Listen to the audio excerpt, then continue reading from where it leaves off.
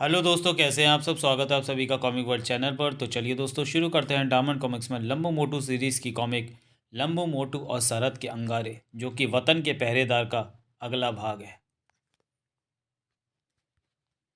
लंबू मोटू और सरहद के अंगारे, संपादक गुलशन राय, लेखक आशु, चित्र विजय पंडित। मजिस्ट्रेट महेंद्र प्रताप सिंह काला पहाड़ नाम के अपराधी को मौत की सज़ा सुनाते हैं। फिर काला पहाड़ के दो साथी महावत खान और पेड्रो मजिस्ट्रेट की कार में बम रख देते हैं। मजिस्ट्रेट की कार बम के साथ ध्वस्त हो जाती है। महावत खान काला पहाड़ को पुलिस के चंगुल से छुड़ाने के चक्कर में पकड़ा जाता है। फिर मजिस्ट्रेट का बेटा भगत सिंह, जो लंबू मोटू का दोस्त है, वह अपने डैडी के हत्यारों से बदला लेने के लिए घर से फरार हो जाता है और काला पहाड़ के साथ जेल पहुंच जाता है। लंबू मोटू भगत सिंह की खोज में काली पहाड़ी पर जाते हैं। घटना चक्र में उलझते हुए वे ग्रेट साइमन की कैद में पहुंच जाते हैं। ग्रेट साइमन का अड्डा काली पहाड़ी पर ही होता है। ग्रेट साइमन के कुछ भेद काला पहाड़ के पास होते हैं, इसलिए ग्रेट साइमन के हेलीकॉप्टर जेल पर हमला करके काला पहाड़ और मावा खां को छुड़ा लेते हैं। लेकिन उनके साथ प्रतिशोध की आग में जलता मजिस्ट्रेट का बेटा भगत सिंह भी आ जाता है, जो हेलीकॉप्टर में मौजूद पेड्रो को मौत के घाट उतार देता है। लेकिन वह काला पहाड़ और मावत खां को कत्ल नहीं कर पाता, क्योंकि तभी वायुसेना के हेलीकॉप्टर ग्रेट साइमन के हेलीकॉप्टर को तबाह कर देते हैं। महावत खां हेलीकॉप्टर की फायरिंग का शिकार होकर मर जाता है। भगत सिंह बेहोश हो जाता है और काला पहाड़ ग्रेट साइमन के दो गनमैनों सहित भाग निकलता है। यहाँ तक की कहानी आपने इस कहानी के प्रथम भाग लंबू मोटू और वतन के पहरेदार में पढ़ी। अब पढ़िए उससे आगे की कहानी। भगत सिंह को जल्दी होश आ गया। वायुसेना के हेलीकॉप्टर बड़ी शीघ्रता से हरकत में आए। ग्रेट साइमन का हेलीकॉप्टर ध्वस्त हो गया। उड़ान भरते हेलीकॉप्टरों की सर्च लाइट के दायरे में आकर कुछ लोग मारे गए और दो हेलीकॉप्टर उतर गए। उनमें से उतरकर सैनिक जंगल में फैल रहे हैं और अब भागने का यह मौका चूक गया तो फिर कभी नहीं भाग सकूंगा। इस हादसे से बचकर भागे हुए गनमैन और काला पहाड़ काली पहाड़ी की ओर हो गया होगा। काली पहाड़ी पर अब और कोई नहीं आएगा, हमें अंदर चलना चाहिए। मुझे महावत खां का ही इंतज़ार है। वह अब यहाँ कभी नहीं पहुँचेंगे। मैंने महावत खां, पायलट और बाकी गनमैनों को हेलीकॉप्टर की फायरिंग का शिकार बनते देखा है। ओह नहीं, भगत सिंह भी वहाँ तक पहुँच चुका था। काला पहाड़, तेरी किस्मत अच्छी है कि मेरे पास इस समय बंदूक नहीं है, वरना तू भी महावत खां और पेट्रो के पास चला जाता। भगत सिंह चीते की सी दबी चाल से उनके पीछे लग गया।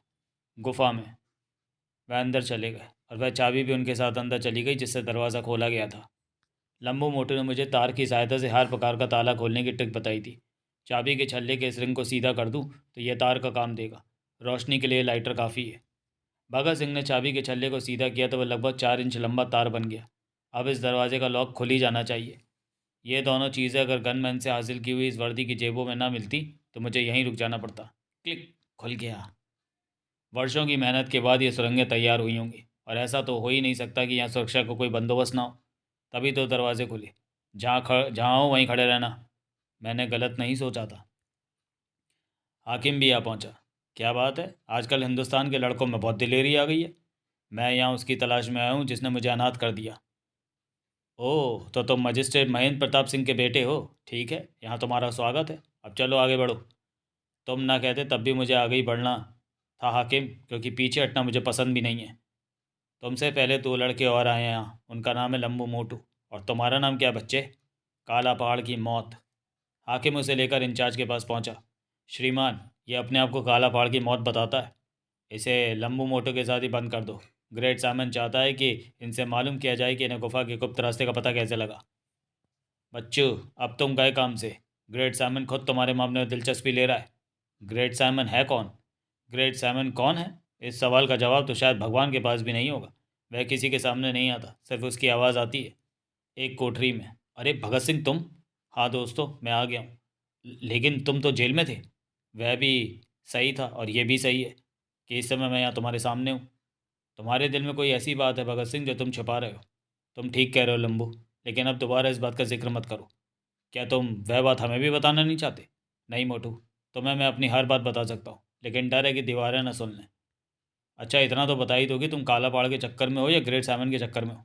मैं सिर्फ हिंदुस्तान के एक सैनिक का रोल अदा कर रहा हूँ और तुमसे उम्मीद करता हूँ कि तुम मेरा साथ दोगे। हम सिर्फ तुम्हारा साथ ही नहीं देंगे बल्कि अपनी जान भी देंगे।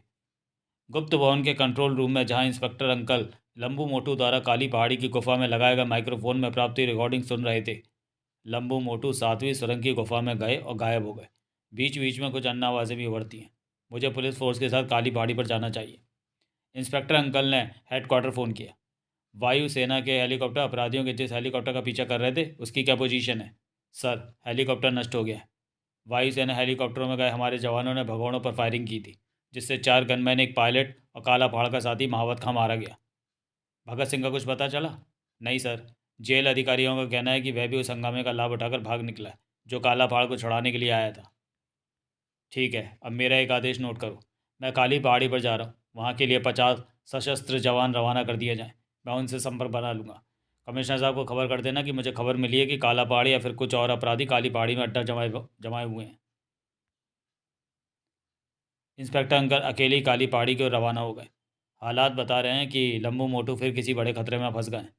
दोनों लड़कों को ठीक करना होगा। मेरी सरपरस्ती में इनके हौसले ज़रूरत से ज़्यादा बढ़ गए। सोचते हैं सारी पुलिस मिलकर जो काम नहीं कर सकती, वह काम ये दोनों मिलकर कर लेंगे। यहाँ की गुफाओं, सुरंगों में भगोड़े अपराधी बड़ी आसानी से अपने को छिपाए रख सकते हैं। गुफा तो यहाँ है, मगर यहाँ तो कोई नहीं, कोई गुप्त द्वार भी नज़र नहीं आ रहा। ये तार, इसका भला यहाँ क्या उपयोग? इस स्थान को बारीकी से चेक करना चाहिए। संयोग से 1 मिनट बाद ही टॉर्च की रोशनी एक ऐसे सुराग पर पड़ी जिसने उन्हें चौंका दिया। ये तो ऐसा छेद है जैसे यहाँ कोई चाबी लगाई जाती है। उन्होंने फुर्ती से फर्श पर पड़े तार को देखा। आखिर मुड़े हुए तार का रहस्य समझ आ ही गया। गुप्त ताला खोलने के लिए ये तार इस छेद में डाला गया होगा। ये काम लम्बू मोटू का ही होगा। अचानक तो ये रहस्य है, इस गुफा का लम्बू मोटू यहाँ से इस प्रकार गायब हुए हैं। क्या मुझे भी लम्बू मोटू की तरह इसमें प्रविष्ट होना चाहिए? अपराधी का ये इंतज़ाम बता रहा है कि यहाँ मेरी कल्पना से बड़ा गोलमाल हो रहा है। कोई राष्ट्रघाती षड्यंत्र, दुश्मनों का दल या अपराधियों की पनाहगार। मैं अंदर गया और लम्बू मोटू की तरह गायब हो गया तो फिर यहाँ पहुँचने वाली पुलिस फोर्स को यह रहस्य कौन बताएगा? मुझे रुकना चाहिए और पुलिस फोर्स के साथ ही यहाँ धावा बोलना चाहिए। इंस्पेक्टर अंकल ने चाबी लगाकर दरवाज़ा वापस बंद कर दिया। अब बाहर चलकर पुलिस फोर्स की प्रतीक्षा की जाए। 4:30 बज गए, कुछ ही देर में दिन भी निकल आएगा। अब तक तो कोई वाहन नज़र नहीं आया, शायद आते ही होंगे। आधे घंटे बाद भोर का उजाला पहाड़ी पर उतर आया। कुछ वाहन आ रहे हैं। इंस्पेक्टर रघुनाथ, तुम्हें बहुत पहले यहाँ पहुँच जाना चाहिए था। सर, रास्ते में ऊपर से एक चट्टान आ गिरी थी, उसे हटाने में काफ़ी समय बर्बाद हुआ। युद्ध सामग्री से लैस पुलिस दल इंस्पेक्टर अंकल के पीछे पहाड़ी पर चढ़ने लगा। क्या यहाँ टकराव होने की संभावना है? मैंने अभी दुश्मनों को देखा नहीं है, लेकिन लगता है कि यहाँ जो भी है वो मुकाबले में आ सकता है। ये क्या है सर? खुद ही देख लेना। ओह, तो ये चक्कर है। चक्कर क्या है, वे तो आगे पता चलेगा। ये तो सिर्फ गुप्त द्वार है। सब अंदर आ गए। मैं इसका मैकेनिज्म फेल कर देता हूँ ताकि हमेशा के लिए बंद हो जाए। जवानों, तैयार रहना। गुफा के केंद्रीय कक्ष में बैठा इंचार्ज पुलिस दल की प्रत्येक कार्रवाई देख रहा था। इंस्पेक्टर अंकल, पुलिस फोर्स के साथ मरने आ पहुँचे हैं। ग्रेट साइमन को ये सूचना मिलनी चाहिए। इंचार्ज ने एक खास बटन दबाया जिसका संबंध सिर्फ ग्रेट साइमन से था। खट! ग्रेट साइमन, मैं काली पहाड़ी के स्टेशन के ग्राउंड फ्लोर का इंचार्ज बोल रहा हूँ। एक स्पीकर में से ग्रेट साइमन की विशेष खड़खड़ाहट भरी आवाज़ निकली। इंचार्ज, क्या तुम ये बताना चाहते हो कि इंस्पेक्टर अंकल पुलिस के 50 जवानों के साथ पहली गुफा में दाप पहुँचाए? जी जी हाँ। उनके लिए मेरा आदेश है कि उन्हें सॉरी, ग्राउंड फ्लोर के किसी भी हिस्से में समाप्त कर दिया जाए। जो आके ग्रेट साइमन। पता नहीं कौन है ग्रेट साइमन, वह सब कुछ जानता है। उसे पल पल की खबर रहती है। शायद वह कोई बहुत बड़ा जादूगर है। खट! पिछले 10 वर्षों से ग्रेट साइमन संगठन का नेतृत्व कर रहा है, लेकिन पूरे संगठन में किसी ने उसे नहीं देखा। उसकी आवाज़ भी कुछ विशिष्ट व्यक्ति ही सुन पाते हैं। लगता है देखने के लिए उसके पास हज़ारों आँखें हैं और सुनने के लिए हज़ारों कान हैं। इन पर एक हमला तो इसी सुरंग में कर दूं ताकि इनका आयुध बेकार हो जाए। खट! इंचार्ज ने जो बटन दबाया था, सुरंग में उसका ये नतीजा निकला। ओह, पानी! सुरंग चारों तरफ से बंद हो चुकी थी, अतः पानी का स्तर तेजी से ऊंचा हो रहा था। सर, बहुत से जवान तैरना नहीं जानते। ग्रेनेड फेंकने का हुक्म दो, शायद कोई काम कर जाए। सामने की दीवार पर कई ग्रेनेड फेंके गए, लेकिन पानी में भीगने के कारण उनका बारूद बेकार हो गया था। इंस्पेक्टर अंकल ने एक सिपाही से ग्रेनेड लेकर फेंका। बेकार! ठाक! आखिर चमत्कार हो ही गया। धड़ाम! जवानों, उस मोखले से बाहर निकल चलो। अरे, इधर तो सीढ़ियाँ हैं, मोटर बोट भी है। सार्जेंट, गिनती गिनो कितने जवान हैं? सर, 40 जवान हैं। 10 जवान तैरना नहीं जानते, वह सुरंग में डूब गए। उफ! हो सकता है अभी वो डूबे ना हो, मैं उन्हें लेने जाता हूँ। नहीं सर, रहने दो रघुनाथ, मैं सबसे बाद में आया हूँ। मैंने पानी में तैरते उनके शव देखे हैं। वह जीवित होते तो मैं उन्हें निकाल लाया होता। सुरंग में पानी अब भी भर रहा है। जब पानी उस मोखले के लेवल पर पहुँचेगा तो मोखले में से इस गुफा में गिरने लगेगा। फिर ये गुफा भी सुरंग की तरह पानी से भरने लगेगी। इसलिए हमें अभी से ही गुफा में से निकलने का कोई रास्ता बनाना होगा। ग्रेट साइमन के कारावास में जहाँ लंबू मोटू और भगत सिंह कैद थे, हमें यह कैद हुए 8 घंटे हो चुके हैं। ग्रेट साइमन ने हमारे बारे में कोई फैसला नहीं किया। शायद वह हमें भूल गया है। तभी एक आवाज़ गूंज उठी, ग्रेट साइमन तुम्हें भूला नहीं है, उसे याद है कि तुम यहाँ कैद हो। मैंने फैसला किया है कि तुम्हें आज़ाद कर दिया जाए। बड़ा नेक ख्याल है तुम्हारा। ग्रेट साइमन की आवाज़। तुरंत वहाँ हाकिम भी आ पहुंचा। ग्रेट साइमन का हुक्म तुमने सुन लिया होगा, अब तुम्हें आज़ाद किया जा रहा है। आ जाओ छोकरो, अब खुली हवा में चलो। तुम्हें पता होना चाहिए कि ग्रेट साइमन रहमदिल है। लंबू ने मोटू और भगत सिंह को आंखों से गुप्त संकेत किया। चलो भाई, जब ये इतने रहमदिल हो ही गए हैं तो हमें इनकी आज्ञा मान लेनी चाहिए। अब नाक की सीध में दौड़ते चले जाओ। लेकिन सामने भागने की बजाय वह एकदम पीछे घूमे। खटाक धड़ाक खटाक। अब तुम आगे आगे चलोगे और तुम्हारे पीछे हम चलेंगे। उम्मीद है तुम हमें सुरक्षित रास्ते पर ले जाओगे। हाँ हाँ, क्यों नहीं। कोई चालाकी मत दिखाना हाकिम, वरना खोपड़ी उड़ा दूंगा। अजीब भाड़ में गई चालाकी। ऐसी हालत में मेरे जैसा समझदार आदमी कभी चालाकी नहीं दिखा सकता। शाबाश। ये लड़के पागल हैं। इन्हें पता होना चाहिए कि हाकिम बड़ी कुत्ती चीज़ है। चालाकी तो मेरे खून में मिली हुई है। बस 4 कदम और रखूंगा, फिर मेरा 5वां कदम फर्श पर लगे उस पत्थर पर पड़ेगा जिस पर दवा पड़ते ही मेरे पीछे की ज़मीन हट जाएगी। हाकिम का 5वां कदम फर्श पर उभरे हुए एक पत्थर पर पड़ा। उसी पल हाकिम के पीछे के धरातल का वह हिस्सा नीचे की ओर झुक गया जिस पर लंबू मोटू और भगत सिंह थे।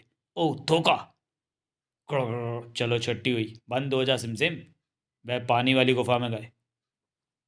लंबू मोटू और भगत सिंह उसी पानी वाली गुफा में गिरे जिसमें लंबू मोटू एक बार पहले भी आ चुके थे। और अब उसी गुफा में इंस्पेक्टर अंकल पुलिस दल के साथ खड़े थे। अरे, इन्हें गिराकर वह मोखला बंद हो रहा है। यह है कौन। कुछ क्षण बाद तीनों सतह पर उभरे। अरे, ये तो लंबू मोटू और भगत सिंह हैं। ये यहाँ कैसे। Uncle, police force. Bhagat Singh, तुम यहाँ कैसे पहुँच गए। काला पहाड़ के साथ जेल से भागा था, फिर यहाँ कैद हो गया। लंबू मोटू, मैं तुमसे भी परेशान हूँ। किसने कहा था तुमसे यहाँ आने के लिए। क्या तुम दोनों ये चाहते हो कि मैं तुम्हारे साथ सख्ती से पेश आऊँ।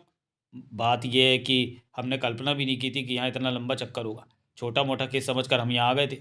ये बात तो तुम मुझे लॉकेट ट्रांसमीटर पर भी बता सकते थे। अंकल, यहाँ शक्तिशाली माइक्रोफोन और वीडियो कैमरे फिट है। हमने इनकी मौजूदगी में लॉकेट ट्रांसमीटर का प्रयोग करना उचित नहीं समझा था। छोड़ो ये बात, ये बताओ कि यहाँ तुमने क्या देखा। अंकल, यह स्थान ग्रेट सैमन नाम के एक विश्वव्यापी अपराध संगठन के अधीन है और हम जिस हिस्से में हैं वह हिस्सा इस संगठन का प्रवेश द्वार है। इसके अंदर क्या होता है, कहाँ तक इस अड्डे की सीमा है, यह हमें नहीं मालूम। इस बीच सुरंग में गिरते पानी का स्तर दीवार में बने मोखले तक पहुंच चुका था। पानी का बहाव इतना तेज था कि ओह पानी बचाओ आ। सीढ़ियों पर पहुंचना असंभव है। पानी का वेग बहुत तेज है, सीढ़ियों पर कोई रुक ही नहीं सकता। गुफा का जल स्तर तेजी से बढ़ रहा है क्योंकि पानी की निकासी का कोई रास्ता नहीं है। हमारा आयत पानी में भीगकर बेकार हो चुका है, वरना गुफा की दीवारों को विस्फोट से उड़ाया जा सकता था। विस्फोट तो हम कर सकते हैं। किसी ऐसे ही समय के लिए हमने कैप्सूल बम बनाए हैं। ये बम वाटर प्रूफ है, आकार में छोटे हैं मगर किसी टैंक के गोले की तरह असरदार हैं। तो फिर सोच क्या रहो, सामने की दीवार को उड़ा दो। दोनों ने जूतों की एड़ियों में छिपे कैप्सूल बम निकाल लिए। अब सब लोग पीछे हट जाओ। जैसे ही विस्फोट हो पानी में डुबकी लगा देना, वरना विस्फोट से टूट कर उड़ते हुए पत्थरों से घायल हो जाओगे। दोनों ने एक साथ दीवार पर कैप्सूल बम फेंक दिए। धड़ाम। कंट्रोल रूम में बैठा ग्राउंड फ्लोर का इंचार्ज गुफा का दृश्य देख रहा था। हाकिम, ये तुम्हारी गलती से हुआ। तुमने अगर उन छोकरों की तलाशी ली होती तो वह दीवार न तोड़ देते। मैंने तो इस बात की कल्पना भी नहीं की थी कि उन छोकरों के जूतों में इतने शक्तिशाली बम छिपे होंगे। वह अब झील में पहुंच जाएंगे। तुम 3 नंबर गुफा में बंद शार्क को बाहर निकाल दो और ऊपर से फायरिंग करवाओ, उनमें से एक भी बचकर न जा सके। हाकिम 3 नंबर गुफा के नियंत्रण कक्ष में पहुंचा। ये दबाया मैंने एक स्विच, फाटक खुलने लगा, शार्क मचल उठी। बात सच थी, शार्क बाहर निकलने के लिए उतावली हो रही थी। सच, ये तो झील है। चले आओ, हम इस कैद से आज़ाद हो गए। आखिरी आदमी भी आ गया। अब किनारे की ओर तैरना शुरू करो। सब ने किनारे की ओर तैरना शुरू कर दिया था, लेकिन पीछे आते शार्क के जोड़े पर अभी किसी की नज़र नहीं पड़ी थी। अचानक भूखे शार्कों ने धावा बोला, आ नहीं, बचाओ शार्क। ये कहाँ से आ गई। मैं पहली बार उस झील में शार्क देख रहा हूँ। ये पालतू है अंकल, इनसे पहले हम यहाँ मगरमच्छ से मुकाबला कर चुके हैं। ये हमारी ओर आ रही है, कैप्सूल बम तैयार रखो। चिंता मत करो, ये हमें निकल नहीं सकेगी। कैप्सूल बम शार्क के नथनों से टकराया। थम। उसका काम तो तमाम हुआ, अब दूसरी को देखो। वह अब तक 3 जाने ले चुकी है। आ! हत्यारी, अब तेरा काल भी आ गया। थम। हमारे 6 जवान और कम हो गए। हम इन सब की मौत का बदला लेंगे। मुझे पता होता कि यहाँ ये होना है तो मैं अपने जवानों को यहाँ कभी ना लाता। पहाड़ी पर हाकिम गनमैनों के साथ मौजूद पहुँच चुका था। देखा तुमने, वह बहुत खतरनाक है। उन्होंने शार्कों को भी खत्म कर दिया। अब तुम उनका निशाना लो, उनमें से एक भी बचकर ना जा सके। 1 मिनट बाद आप इन सब की लाशें देख लेना श्रीमान। ऊपर से अचानक फायरिंग हुई। ठा ठा ठा ठा ठा ठा ठा, या डुबकी लगाओ, फायरिंग पीछे से हो रही है। कुप कुप कुप। क्या ये सब लोग मर गए? नहीं श्रीमान, उन्होंने डुबकी लगा दी है। कोई बात नहीं, गन ताने रहो। वह सांस लेने के लिए जैसे ही ऊपर आए उनकी खोपड़ी उड़ा देना। इधर डुबकी लगाने के पश्चात पानी के अंदर लम्बू मोटू और भगत सिंह पहाड़ी की ओर पीछे हट रहे थे। पहाड़ी की जड़ में। वह इसी पहाड़ी पर है। चुपचाप ऊपर चढ़े चलो। जिन दो जवानों ने सांस लेने के लिए सिर ऊपर उठाए, उनका परिणाम भयानक था। मौत दोनों ही ओर थी। सांस लेने के लिए सिर ऊपर ना उठाते तो परिणाम यह था कि पानी के अंदर ही वह हवा के बिना झटपटाते हुए मुंह खोल बैठे। एक साथ चार खोपड़ियां नजर आई। अरे छोकरों, चलाओ गोलियां। बेचारों को हवाखोरी करने के लिए ऊपर आना पड़ा। ऐसा ना करेंगे तो पानी पीकर मरेंगे। हर हालात में उन्हें तो मरना ही है। ठट ठट ठट ठट। पुलिस के सिपाहियों को तुरंत अपनी गलती का एहसास हुआ, मगर तब तक देर हो चुकी थी। इस बीच लंबू मोटे और भगत सिंह काफ़ी ऊपर आ चुके थे। वह शैतान फायरिंग कर रहा है। जवानों की चीखें मेरे कानों को बहरा किए दे रही हैं। तीनों चीते किसी दबी चाल से आगे बढ़े। सबसे पहले हाकिम पर मुसीबत टूटी। धड़ाक। फिर मोटू और भगत सिंह के फेंके हुए पत्थर दो गनमैनों के सिर पर पड़े। पत्थर फेंकने के तुरंत बाद मोटू और भगत सिंह बाकी बचे दोनों गनमैनों पर झपट पड़े।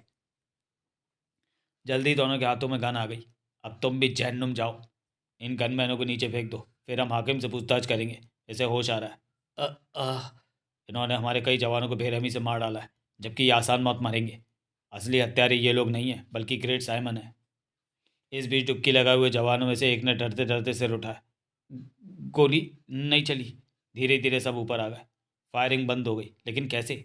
हमारे कई जवानों के साथ लंबू मोटो भगत सिंह भी नहीं है। शायद वह भी सांस लेने के लिए ऊपर आए होंगे और गोलियों का शिकार बन गए होंगे। नहीं, वह शैतान लड़के 10 मिनट तक सांस रोककर पानी में डुबकी लगाए रह सकते हैं। मेरा ख्याल है फायरिंग बंद कराने में उन्हीं का हाथ है। हाँ, वह देखिए। हाँ, वह तीनों वहाँ हैं। उन्होंने एक गनमैन को नीचे फेंक दिया। आओ उसकी खबर लें। कोई लाभ नहीं। इन शैतानों ने उन्हें फेंकने से पहले इस काबिल ही ना छोड़ा होगा कि तुम उनकी खबर ले सको। मेरा ख्याल है अब मैं अपने बचे हुए जवानों को किनारे पर ले जाऊँ। हाँ, अब तुम उन्हें ले जाओ, मैं तीनों लड़कों के साथ लौटूंगा। इंस्पेक्टर रघुनाथ बचे हुए सैनिकों के साथ किनारे की ओर तैरने लगा और इंस्पेक्टर अंकल पहाड़ी की ओर। मैं तो अब ग्रेट साइमन के साथ ही लौटूंगा। झील के किनारे पर ग्रेट साइमन के गनमैनों की दूसरी टुकड़ी घात लगाए बैठी थी। बचे कुचे पुलिस इधर आ रहे, निशाना लगाओ दोस्तों। बस अब तो पहुंच ही गए किनारे पर, लेकिन किनारे पर तो मौत मुंह खोले खड़ी थी। ठट ठट ठट ठट ठट। पहाड़ी पर खड़े लम्बू मोटू और भगत सिंह ने भी गोलियों की आवाज़ें सुन ली थी। बचे हुए जवानों को वहाँ घेर लिया गया। हम अपने जवानों की मौत का बदला लेंगे। होश में आ ग्रेट साइमन के जल्लाद, अब मेरा खून खौल रहा है। मेरा सिर। तेरा सिर अभी सलामत है जल्लाद। ओह, मेरे गनमैन कहाँ गए? वह जहन्नुम में चले गए। अगर तू भी वहाँ नहीं जाना चाहता तो मुझे मेरे सवालों का जवाब देना होगा। तभी पीछे हट हुई और मोटू ने फुर्ती से घूमकर गन तान दी। ओह अंकल, तो क्या ये पुलिस दल के साथ वापस नहीं लौट गए थे? अंकल, क्या हमारे सारे जवान मारे गए? हाँ, वह सब मारे गए। लंबू ने अपनी आस्तीन में छिपा एक चाकू निकाला। सबसे पहली बात, उन गुफाओं का तिलिस्म क्या है? तिलिस्म? मैं इन गुफाओं का रहस्य जानना चाहता हूँ। तू यहाँ का गाइड है। तुझे सारे गुप्त रास्ते मालूम है। तो इस बात से इनकार करेगा तो मैं तेरा एक एक अंक काटना शुरू कर दूंगा। क्या तुम कसाई हो? बताना शुरू कर रहा है, मैं तेरी नाक काट कर विश्वास दिलाऊं कि मैंने जो कुछ कहा है वह कर भी दिखाऊंगा। बताता हूँ। ऐसे समझाना मुश्किल होगा। मैं तुम्हें कंट्रोल रूम तक पहुंचने का नक्शा बनाकर दे सकता हूँ। हाकिम ने अपनी ही जेब से एक कागज़ और पेन निकाला और नक्शा बनाने लगा। ये क्या मुझे मूर्ख ही समझते हैं जो मैंने एकदम सही नक्शा बनाकर दूंगा? इस नक्शे में कोई घोटाला हुआ तो तुम्हारी मौत बहुत दर्दनाक होगी। इसमें कोई घोटाला नहीं है। रास्ते में जहाँ जहाँ शस्त्रों का बंदोबस्त है वह स्थान भी दिखा दिए हैं। यह नक्शा मुझे दो और अब तुम हमारे आगे चलो, और ये मत भूल जाना कि हमारे हाथों में तुम्हारे गनमैनों की गनें मौजूद हैं। चलते चलो अंकल के अंधो, अकल के अंधो। मैंने भी तुम्हें खोलते तेजाब में ना फेंका तो मेरा भी नाम हाकिम नहीं। इन प्राकृतिक सुराखों से सूरज की किरणें सुरंग में आकर उजाला कर रही हैं, वरना यहाँ अंधकार होता। चलते चलते अचानक हाकिम लड़खड़ाया। संभालने के लिए उसने दीवार की ओर हाथ बढ़ाया जहाँ एक बटन लगा हुआ था। उस बटन के दबने का मतलब था कंट्रोल रूम को खतरे का सिग्नल मिलना। बटन के दबते ही कंट्रोल रूम को खतरे का सिग्नल मिला। Ping ping ping. सुरंग नंबर 11 के खतरे का सिग्नल। इंचार्ज ने सुरंग नंबर 11 के हालात देखने के लिए स्विच दबाया। खट। ओह, तो ये बात है। तीनों लड़के और वह पुलिस इंस्पेक्टर वापस आ रहे हैं। हाकिम उनके कब्जे में है। हाकिम उन्हें तेजाब के कुंडी की ओर ले जा रहा है जहाँ हम धातु गलाते हैं। तभी एक जानी पहचानी आवाज़ कंट्रोल रूम में गूंजने लगी। इंचार्ज, दुश्मनों को लेकर हाकिम तेजाब के कुंडी की ओर जा रहा है। ग्रेट साइमन की आवाज़। पता नहीं कहाँ से बोल रहा है। मैं देख रहा हूँ उन्हें। तुम कंट्रोल रूम तक उन्हें आ जाने दो और वहाँ उनकी गिरफ्तारी का इंतज़ाम रखो। उनसे मुझे एक बहुत ज़रूरी काम लेना है। ठीक है ग्रेट साइमन। उधर सुरंग में इंचार्ज ने अब तक सिग्नल नहीं दिया तेज़ाब के कुंड की ओर जाने के लिए। उसने दरवाज़ा नहीं खोला होगा तो मैं फंस जाऊँगा। अंकल, ये हमें ठीक रास्ते पर ले जा रहा है ना? हाँ, अब तक तो कोई गड़बड़ नहीं है। ये नक्शा इसी ने बनाया है। बताया, कोई गड़बड़ होगी तो हमें क्या पता चलेगा? हाकिम जिस बात से डर रहा था आखिर वही बात सामने आ गई। मारे गए। इंचार्ज के बच्चे ने अब तक दरवाज़ा नहीं खोला, जबकि मेरे बनाए नक्शे के अनुसार वहाँ दरवाज़ा मौजूद होना था।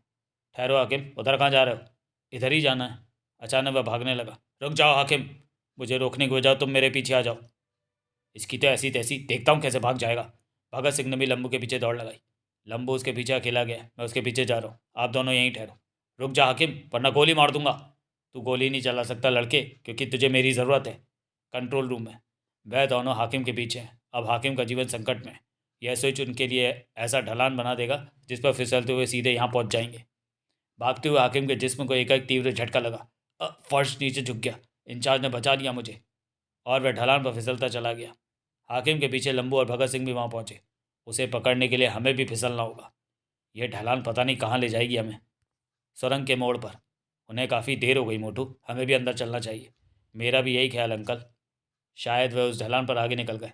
आप ठीक कहते हैं। उधर कंट्रोल रूम में ढलान से होकर आने वाले पहले व्यक्ति के लिए दरवाज़ा खुला। सबसे पहले उसमें से हाकिम निकला, फिर लंबू और भगत सिंह पहुँचे। कुछ देर बाद जब वहाँ इंस्पेक्टर अंकल और मोटू भी पहुँच गए तब वहाँ ग्रेट साइमन की आवाज़ गूंज उठी। इंचार्ज, हाकिम को साथ लेकर तुम बाहर जाओ, हम यहाँ इनसे बात करेंगे। अब तक ऐसा नहीं हुआ। ग्रेट साइमन, लंबू मोटू के पास खतरनाक बम है। तभी हॉल की छत में से तेज प्रकाश निकलकर इंस्पेक्टर अंकल, लंबू मोटू और भगत सिंह पर गिरा। अब ये हिल भी नहीं सकेंगे। उसके बाद इंचार्ज और हाकिम बाहर चले गए। उनके जाते ही दरवाजे अपने आप बंद हो गए। कहाँ से आएगा ग्रेट साइमन? अचानक छत में से एक पिंजरा निकला। वह संदूक जैसा बंद पिंजरा फर्श पर आकर रुका, जिसका दरवाज़ा खुला। डैडी, महेंद्र प्रताप सिंह? काला पहाड़ को मौत की सज़ा सुनाने वाले जज भगत सिंह के डैडी? नहीं, ये कैसे हो सकता है? तुम तो मर चुके थे महेंद्र प्रताप सिंह। वह झूठ था और अब जो कुछ देख रहे हो वह सच है। मैं ही ग्रेट साइमन हूँ। तो मेरी खोजबीन सही निकली। हाँ बेटे, तुम्हारे संदेह से बचने के लिए ही मैंने मरने का नाटक किया था, लेकिन मैं उसमें कामयाब नहीं हुआ। तुम ज़रूरत से ज़्यादा चालाक साबित हुए। मुझे ये कामयाबी लंबू मोटो इंस्पेक्टर अंकल ने दिलवाई है। ये ना होते तो आज आपका ये घिनौना रूप मुझे देखने को ना मिलता। और बेटे, अगर तुम इनके साथ ना होते तो मैं इन्हें अब तक ख़त्म कर चुका होता। इनका जीवन तुम्हारे ही कारण बचा है। हमें विश्वास नहीं हो रहा ग्रेट साइमन कि आप वही मजिस्ट्रेट महेंद्र प्रताप सिंह हैं जो कभी भगत सिंह के डैडी हुआ करते थे। मैं डैडी तो अब भी हूँ, लेकिन वह महेंद्र प्रताप सिंह नहीं हूँ जो ईमानदार, देशभक्त और न्यायप्रिय मजिस्ट्रेट था। मैं चाहता हूँ कि तुम उन्हें भूल जाओ और मेरे साथ रहो। मेरे बाद उस विशाल संगठन के तुम स्वामी बनोगे। अगर तुम अपने दोस्तों को भी समझा सको तो मुझे कोई आपत्ति नहीं। इन्हें मैं अपने संगठन में ऊंचे ओहदे दूंगा। दौलत तुम्हारे इशारों पर नाचेगी। ये मुमकिन नामुमकिन है ग्रेट साइमन। अगर तुम पहले वाले महेंद्र प्रताप सिंह नहीं हो तो फिर तुम मेरे डैडी भी नहीं हो। तुम खूनी हो, गद्दार हो, एक खतरनाक मुजरिम हो। तुम्हें अपनी गिरफ्तारी देनी होगी ग्रेट साइमन। बेटे, इस दो टके के इंस्पेक्टर अंकल ने और इन छोकरों ने तुम्हारा दिमाग खराब कर दिया है। मेरी माँ जब दम तोड़ रही थी उसने आखिरी शब्द कहे थे, बेटा भगत सिंह, हमारी कोठी में एक तहखाना है। इतना कहकर माँ ने दम तोड़ दिया था। मैंने आपसे पूछा था कि क्या हमारी कोठी में कोई तहखाना है? आपने कहा था नहीं, लेकिन मुझे विश्वास नहीं हुआ था। मैं उस तहखाने की खोज में लग गया था और एक बार रात को आपका पीछा करके मैंने तहखाना खोज लिया था। फिर आपकी गैर मौजूदगी में मैंने उस तहखाने में जाकर देखा था कि वह तहखाना एक कंट्रोल रूम है, लेकिन मैं उसे समझ ना सका था। इसके एक सप्ताह बाद ही मैं लम्बू मोटू के साथ काला पहाड़ के मामले में व्यस्त हो गया और मुझे उस कंट्रोल रूम का उद्देश्य समझने का अवसर नहीं मिला। लेकिन काला पहाड़ की गिरफ्तारी के बाद जब मैं उस तहखाने में गया तो वहाँ कंट्रोल रूम नहीं था। वह तहखाना मुझे ऐसा लगा जैसे वह सदियों से खाली पड़ा। मैं समझ गया कि कंट्रोल रूम वहाँ से हटा लिया गया है। मुझे तुम पर शक हो गया था कि तुम मेरी असलियत के करीब पहुँच गए, इसलिए वह तहखाना खाली कर दिया गया था। मैंने भी यही अनुमान लगाया था। इसलिए आपकी मौत के समाचार ने मुझे ज़्यादा दुख नहीं पहुँचाया था, क्योंकि मुझे शक था कि तुम जिंदा हो। लेकिन तुम तो अपने डैडी की मौत का इंतकाम लेने के लिए हैतो मचा रहे थे। वह सिर्फ दिखावा था, जबकि मैंने उसे सच माना था। इसलिए तुम कामयाब होते चले गए। मुझे ये सब पता होता तो तुम यहाँ तक क्या, काली पहाड़ी तक भी नहीं पहुँच पाते। कुछ परिवर्तन हो रहा है। शायद हमारी स्तब्धता धीरे धीरे लुप्त हो रही है। स्नायु फड़कने लगे। मैं यहाँ समझता रहा कि तुम मेरी मौत का बदला लेने के लिए काला पहाड़ के पीछे लगे हो, जबकि मेरा उद्देश्य था लंबू मोटू और इंस्पेक्टर अंकल भी यहाँ जाएं और मैं भी यहाँ जाऊँ, फिर हम सब मिलकर यहाँ तबाही मचा देंगे। लेकिन तुम्हें कैसे पता चला कि यहाँ काली पहाड़ी पर ग्रेट सैमन है? मैंने अभी बताया था ना कि मैं एक सप्ताह तक अपनी कोठी के तहखाने को चेक करता रहा था। बहुत सी जानकारियाँ मुझे वहीं से मिली थी। लेकिन तुमने हमें शुरू से अंधकार में क्यों रखा? क्योंकि मुझे विश्वास नहीं था कि जो कुछ मैं सोच रहा हूँ वह सच है। यह विश्वास मुझे आज और अभी हुआ है कि मेरी खोज गलत नहीं थी। लेकिन बेटे, यहाँ तक पहुँच भी तुमने आखिर क्या सफलता पा ली है? मैं तुम्हें यहाँ से जीवित वापस नहीं जाने दूंगा। तुम्हारे अतिरिक्त किसी को नहीं पता कि काली पहाड़ियों में क्या है, और अगर पता लग भी गया तो यहाँ पूरी फौज का मुकाबला करने की व्यवस्था है। लेकिन अगर हम तुम्हें दबोच लें तो फिर शायद हम ये युद्ध ही जीत जाएंगे। इंस्पेक्टर अंकल सही कह रहे हैं, क्योंकि तुम्हें समय का ध्यान नहीं रहा। तुमने जो स्तंभमान प्रकाश हमारे ऊपर डाला था उसका असर समाप्त हो गया ग्रेट सामन। हाँ, उफ, मैं भूल गया था। वह महेंद्र प्रताप सिंह ने वापस अपने पिंजरे में घुसने की चेष्टा की। नहीं देशद्रोही, अब हमारी बारी है। छोड़ दो मुझे। अब तुम्हें कहीं भी नहीं जाना है ग्रेट साइमन। धड़ाक! मैं तुम्हारा अंकल हूँ। भगत सिंह, मुझे इन लोगों के हाथों पिटवाते तुम्हें शर्म नहीं आती? मैं तुम्हारा बाप हूँ, कोई दुश्मन तो नहीं। मेरी माँ और बाप एक ही हैं, और वह ये है, ये सारा हिंदुस्तान। तुमने हिंदुस्तान की बर्बादी के सपने देखे हैं। तुमने हिंदुस्तान की धरती का अपमान किया है। तुमने इस धरती को गुलाम बनाने के लिए न जाने कितने बेकसूर इंसानों का खून बहाया है। इसलिए तुम्हारे लिए मेरे दिल में कोई रहम की भावना नहीं है। मैंने तेरी परवरिश की, तुझे पाल पोस कर बड़ा किया, और ये सब भी मैंने तेरे लिए ही किया। ये बेशुमार दौलत किसके लिए? वह सब, ओ मूर्ख, वह सब तेरे ही तो है। छोड़ दे इन लोगों का साथ और मेरे साथ मिल जा। मैं तुझे हिंदुस्तान का राजा बना दूंगा। बात करते हुए महेंद्र प्रताप सिंह का हाथ जेब में पहुंच चुका था।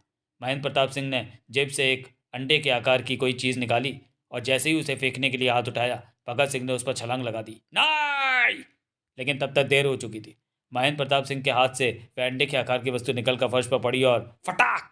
उस वस्तु के फटने से स्तमन प्रकाश निकला था, जिसकी चपेट में लंबू मोटू और इंस्पेक्टर अंकल आ गए थे।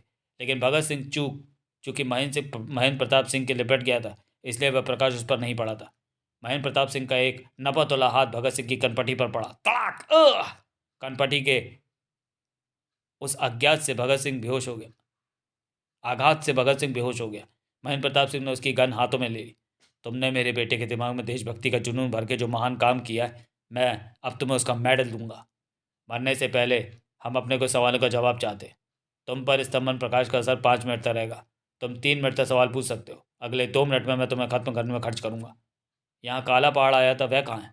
उसे जहन्नुम पहुँचा दिया है, क्योंकि वह बेवकूफ़ हमें धमकियाँ देने लगा था। तुमने इस संगठन की स्थापना कैसे और कब की, और तुम्हें किससे मदद मिलती है? यह संगठन 20 वर्ष पहले इसी पहाड़ी की एक गुफा में बना था। फिर बाहरी मुल्कों के सहयोग से इसका विस्तार होता चला गया।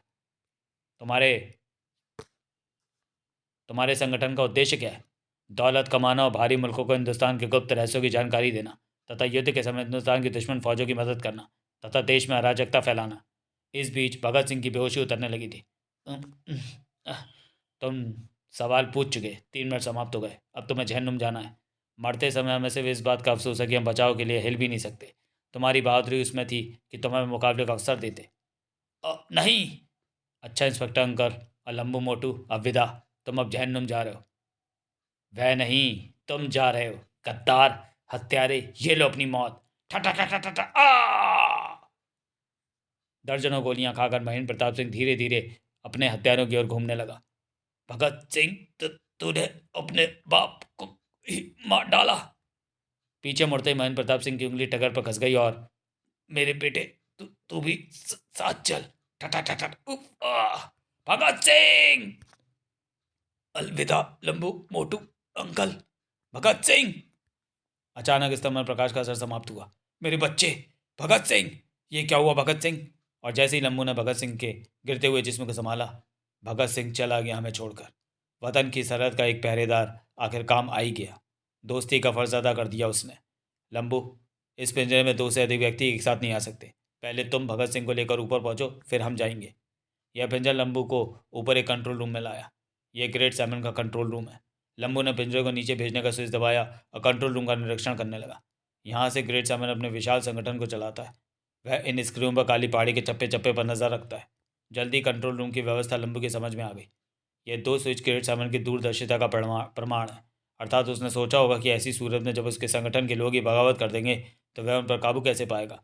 उस अवस्था में वह उस बटन को दबाकर काली पहाड़ी की प्रत्येक गुफा और सुरंग का दरवाज़ा बंद कर देगा और इस दूसरे बटन को दबाकर बेहोशी की गैस फैला देना। तभी पिंजरा दोबारा ऊपर आया।